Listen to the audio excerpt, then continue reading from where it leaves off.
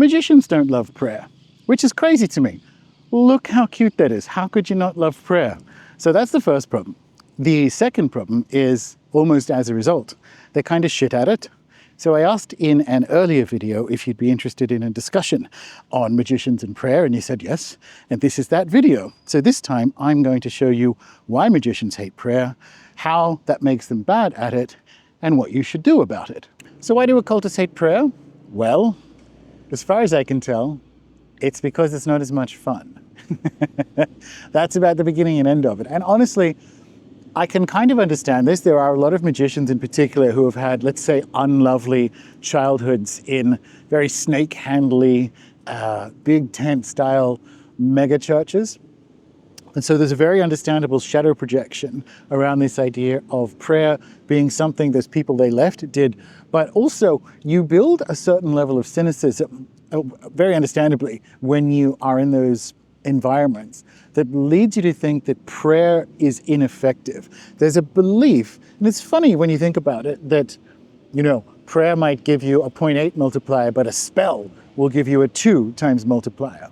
And the thing is, most enchantments, most spells are generally composed of prayer. So the maths doesn't work out there. And the second reason, which admittedly is less common now, is the, even by neo-pagan standards, a historical belief that prayer is something Christians do and pagans did something like spells. This comes back to that idea of seeking specialness improperly in magic. Specialness is there to be found, but what I do, how I share this with people, is to find joy in being a ceremonialist. You are allowed to enjoy ceremony. You are allowed to say, I'm a ritualist, I like it, because I do. I like laying out the candles, I like the performance and the theater of it. But the challenge comes is when you set that up as a hierarchy. So you might be interested in hang gliding rather than being a ceremonialist. That doesn't make you better than a chef, right? It doesn't make you better than something that isn't even in the same domain or category. So you can celebrate your specialness. You can say, oh, I'm a ceremonialist. That involves prayer, but you don't have to diminish prayer or hold it at a shadow projection length for that to be true. And let me turn that into something practical for you. So what I want you to do is close your eyes and just feel into your opinions about prayer, your feeling about it. Does it feel good? Does it bring up childhood stuff? By the way, we're not going to solve it on this video, but like, how do I feel about it? Like, oh, either it's boring or I don't like it, or it smells like my childhood church. And I understand all of that. I had to work through it. I didn't have like a creepy church upbringing, but I went to an Anglican school.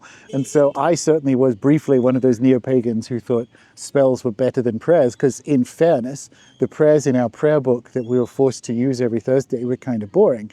I've since collected a whole bunch of ancestral Church of England and English prayers going back 1,000 years. And let me tell you, there's some hot stuff in there. So that's the first one. Feel into how you feel about prayer. And now I want you to, most of us have some Catholic, you know, I'm here in the most Catholic country in South America, as you can probably hear from the football and very loud motorcycles. But I want you to close your eyes.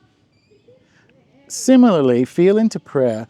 And now I want you to feel into and understand the rosary in this way. This is an ancestral ceremony. This is something, and it should feel like well-worn stone steps. This is something grandmother after grandmother after grandmother did, going back centuries up at least one of your family lines. This is, the rosary as an example, is an invitation into ancestral belonging. And that is true regardless of, with some weird caveats, regardless of whatever cosmovision you're operating in. So those are the two applications that allow you to feel into like, well, do I hate prayer? What is my sentiment around prayer?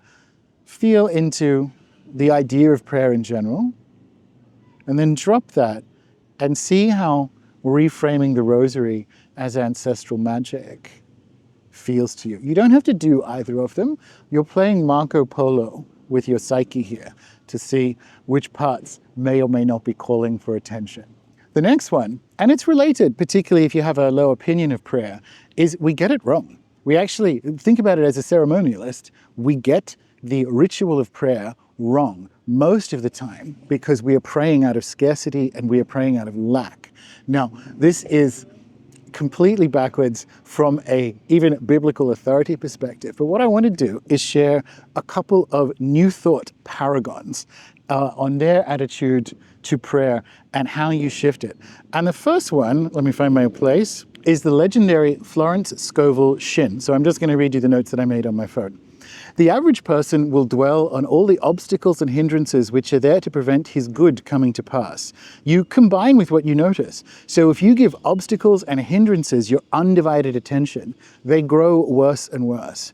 Give God your undivided attention. Keep saying silently in the face of all obstacles, God's ways are ingenious, his methods are sure. God's ways are ingenious, his methods are sure.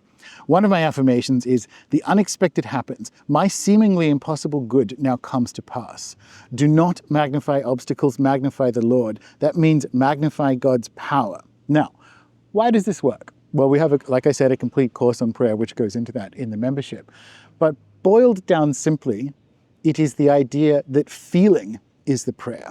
That feeling the results, feeling the joy, feeling the completion, that is the prayer. The words trigger the feeling manifests the results. And now we move on to the great, the legendary Neville Goddard. And he says this, prayer is not so much what you ask for as how you prepare for its reception.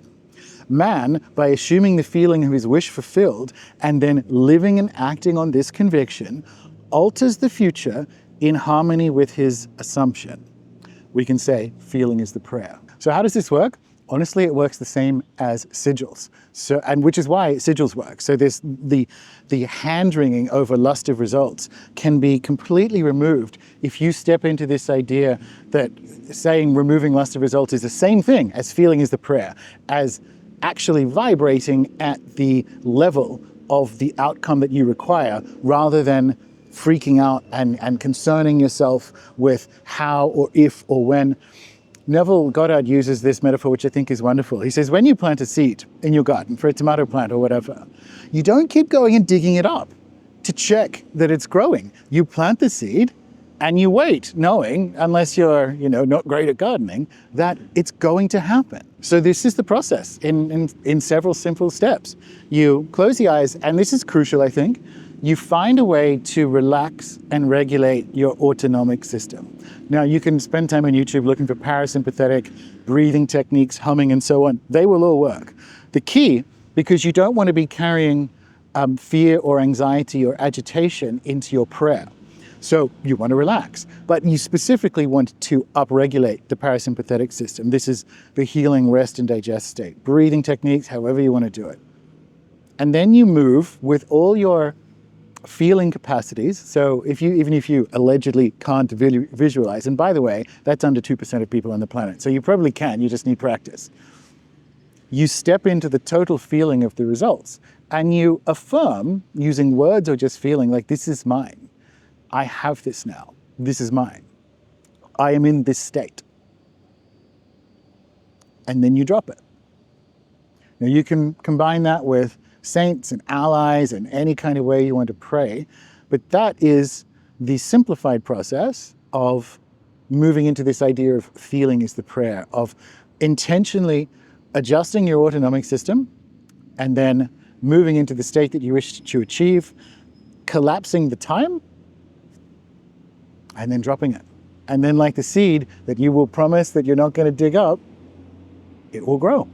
And I joke about that seed thing, but it is easier said than done. One of the things that occultists miss every time with prayer is that you have to go back through the centuries and understand what people meant by prayer. When they say they are praying over a problem or they are up all night in prayer, we would describe this today as inner dialogue, as turning a friendly face to the unconscious, as part of the shadow work process of individuation. To pray is to bring what's called an internal family system self-energy, or God, to areas of wounding. Okay, when you are praying over something that is vexing you, that is a challenge, that's what's happening. Okay, so it's all well and good to be like, oh no, Gordon, I pinky swear I won't dig up the seed. But then if you fixate on that, That's what's calling to be healed. Ask yourself, you can use the tomato seed as an example. Close your eyes and go, how does my whole system feel about the idea of manifesting something and then dropping it?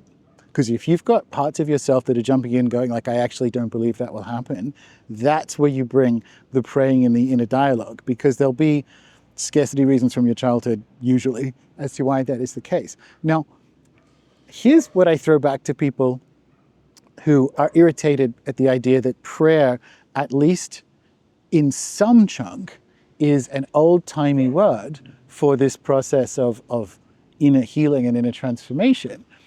Take the Abra melon.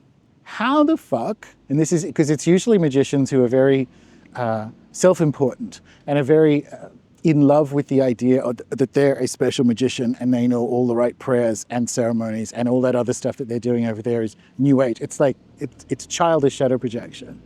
But how the fuck do you think Abra melon works if you have to pray every night for 6 months for this being to arrive? What do you actually think is going on there? Because if you force them, it's like, do you think like the top of your head opens up and like God puts toothpaste energy in there, blah, blah, blah, blah, blah, sloop, sloop, sloop, sloop down until you suddenly get all mystical and enlightened? And that, like, literally, how do you think that prayer works? And let's go with this historically. How was prayer understood by the users and writers of that document? Was it more like that? If you're spending your evening in prayer, what are you doing? What do you want when seeing this glass half full? Let's be generous. Let's steelman prayer here. Could we not say that when people are praying for the forgiveness of sins, of their sins, could we not say that they are turning their attention inward to the parts of themselves that are wounded with the hope that they can be alchemized into gifts? That's the language I would use for it in a shamanic context. But could we not say that? Okay, then what do you think might happen with 6 months of prayer understood at least partially as that? How different do you think you would be if you gave yourself 4 or 5 hours a day of an evening to sit there and invite that transformation? St. Paul invites us to pray without ceasing. And if you hold that idea up with this notion that the feeling is the prayer, then you are invited into a lifetime of miraculous individuation. And if that idea is lighting something up for you, then you should watch this video next about how lying to yourself is bad magic.